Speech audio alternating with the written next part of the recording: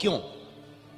अगर आप अपने बच्चों को भिक्षा से बचाना चाहते तो शिक्षा दो, वरना बालक और बालिका याद रखना, तुम्हारी संपत्ति मकान दुकान व्यापार नहीं है, आपकी संपत्ति आपके बच्चे हैं। आपकी असली जो संपत्ति है वो बच्चे हैं। बच्चों को पढ़ाओ। पर आप कहोगे कि बच्चे पढ़ते नहीं। हमारी प्रार्थना है आप कहो मत, करके दिखाओ। हिंदू समाज में एक सबसे बड़ी कमी है, बच्चों को सिर्फ कहते हैं, करके दिखाना पड़ता। प्रणाम कैसे करना चाहिए? बेटा ऐसे करना चाहिए। कथा क्यों जानी चाहिए? बेटा ये अपना अध्यात्म है, अपनी संस्कृति है, कथा में जाओ। एक हमसे विरोधी ने, मतलब विरोधी तो नहीं था तो अपना ही, उसने पूछा कि आप भारत में युवान बच्चों को, हिंदुओं के बच्चों को झंडा क्यों पकड़ा रहे? हमने कहा बेटा उसमें जो डंडा रहता ना वो तेरे जैसों के लिए पकड़ा रहे। उन्होंने कहा इससे मतलब क्या निकलेगा? हम कहा बेटा बहुत मतलब निकलेगा। झंडा का डंडा और झंडा दोनों जरूरी है। बोले क्यों? हमने कहा भैया हम लोग उदार रहे, हम लोग बहुत संकुचित रहे, हम हिंदू बहुत सहते रहे। उसका परिणाम ये निकला कि तुम 6% से 22 हो गए और हम 100 से 80 पे आ गए। इसलिए हम जगा रहे। पर हम एक बात और कहें, हनुमान जी की कृपा तो है, पर भैया हमारे जीवन में जो गुरु ने ज्ञान दिया उसका प्रसाद है। आप भी अपने बच्चों को पढ़ाओ। और जितने युवान बच्चे हमारी कथा सुन रहे ना, बेटा बेटियां, बच्चों तुम भिक्षा का मार्ग नहीं चाहते तो शिक्षा का मार्ग चुनो।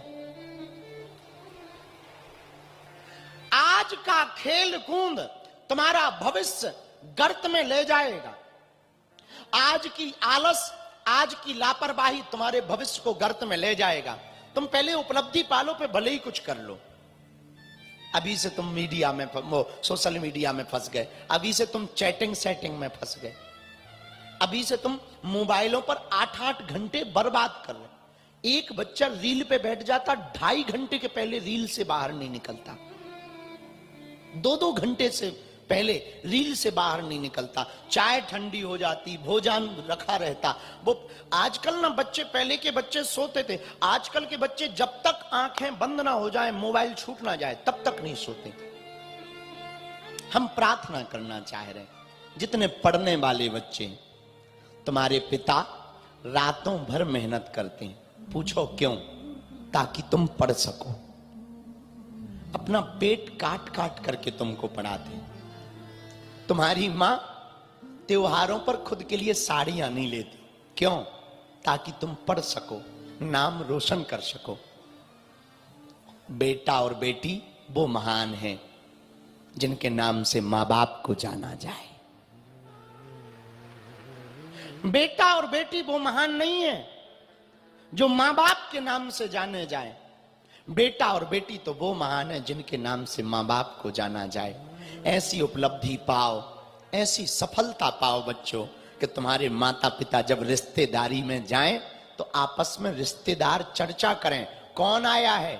फलाने का बेटा आया है जिनका बेटा कलेक्टर है। कौन आया है? फलाने के पिता आए हैं। कौन आए हैं? फलाने की माता जी। अमुक बिटिया की मां आई है, जो बिटिया IPS है, IAS है या इंजीनियर है। कितना गौरव होगा तुम्हारी मां को, कितना गौरव महसूस करेंगे तुम्हारे पिता, कितने गदगद होंगे जब तुम्हारे नाम से मां बाप को जाना जाएगा। किसी गली से जब तुम्हारे पिताजी निकलेंगे तो लोग कहेंगे कौन गया? अमुक के पिताजी गए हैं, जो बहुत बड़े व्यापारी हैं, उनके पिताजी जा रहे हैं। हम प्रार्थना करना चाह रहे सभी पढ़ने वाले बच्चों से, एक सूत्र नोट कर लो, काम आएगा तुमको जिंदगी में। उगते हुए सूर्य का या दौड़ते हुए घोड़ों का चित्र लगाने से कभी सफलता नहीं मिलती है। सूर्योदय के पहले तुम्हें उठना पड़ेगा और घोड़ों की तरह तुमको दौड़ना पड़ेगा, तभी सफलता मिलेगी। सफलता का उपाय है मेहनत। अब वो करो। आज की मेहनत कल सुखद परिणाम लाएगी। आज का परिश्रम कल तुम्हारे जीवन को बदलेगी। यदि तुम अपने बच्चों को त्योहारों पर, उत्सव में बहुत आनंद देना चाहते ना, आने वाली पीढ़ी को बहुत आनंद देना चाहते ना, कल भी हमने कहा था, आज फिर हम दोहराते हैं पूरे शिवपुरी वालों से, आप अपने बच्चों को संपत्ति देकर मत मरना, अपने बच्चों को संस्कार देकर के मरना, ताकि तुम्हारे बच्चे जहां रहें वहां संस्कृति की खुशबू फैलाते रहें। उनको संस्कार दो। तिलक क्यों लगाना चाहिए, बड़ों को प्रणाम क्यों करना चाहिए, नमस्कार क्यों करना चाहिए, पृथ्वी को प्रणाम क्यों करना चाहिए, मंदिर क्यों जाना चाहिए, उन्हें समझाओ। मंदिर जाने से शांति मिलती है, उन्हें समझाओ। पढ़ने से फ्यूचर ठीक होता है, उन्हें समझाओ। परिश्रम से सफलता प्राप्त होती है, उन्हें समझाओ कि अपने से बड़ों का सम्मान करने से अभिमान नहीं आता है। और याद रखना, झुकते वही है जिसमें जान होती है, अकड़ तो एक मुर्दे की पहचान होती है।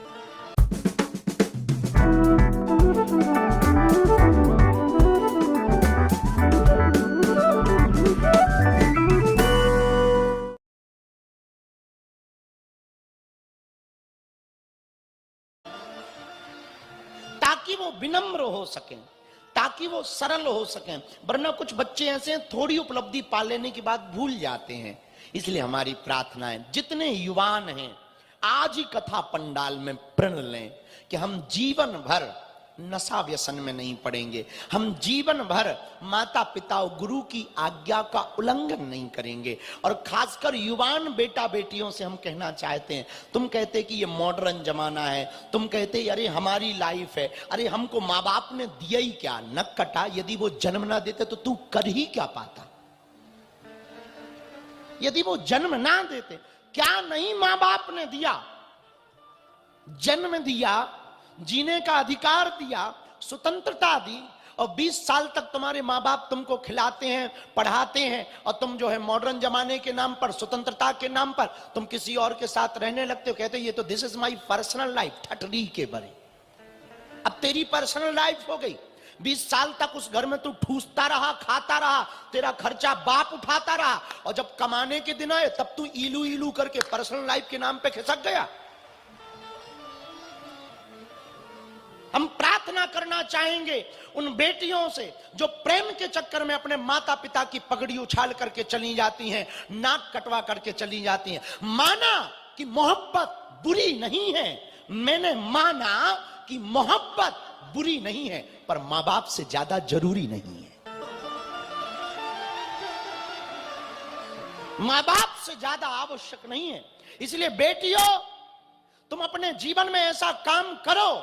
हाँ, ये बात ठीक है कि तुमको स्वतंत्रता इतनी होनी चाहिए कि आप निर्णय ले सको, लेकिन इतनी स्वतंत्रता नहीं होनी चाहिए कि समाज, राष्ट्र, माता पिता के खिलाफ निर्णय ले सको। स्वतंत्रता होनी चाहिए, इसमें कोई संदेह नहीं, पर विचार करो उस मां पर क्या बीतती जिसकी बिटिया को लेकर के लोग ताने देते, उस पिता पर क्या बीतती, वो भाई ऊंचा सिर करके नहीं चल पाता, उन पर क्या बीतती।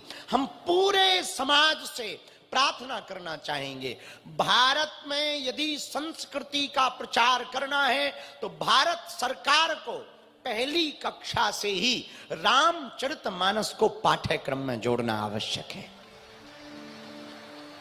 और 10वीं कक्षा के बाद गीता का पाठ्यक्रम बहुत आवश्यक है। और एक बात और हम भारत सरकार से कहना चाहें, यदि वो हमारी वीडियो को सुन पाए तो हम भारत की सरकार से कहना चाहते हैं, विदेशी आक्रांताओं के नाम पर, विदेशी आक्रांता जिन्होंने भारत में आकर के हमले किए, लूटा खसोटा, उनके नाम पर जितने भी सड़कें नगर हैं उनको मिटा देना चाहिए, क्योंकि ये देश बाबर का नहीं, ये देश रघुवर का है, अकबर का नहीं, ये देश रघुवर का है।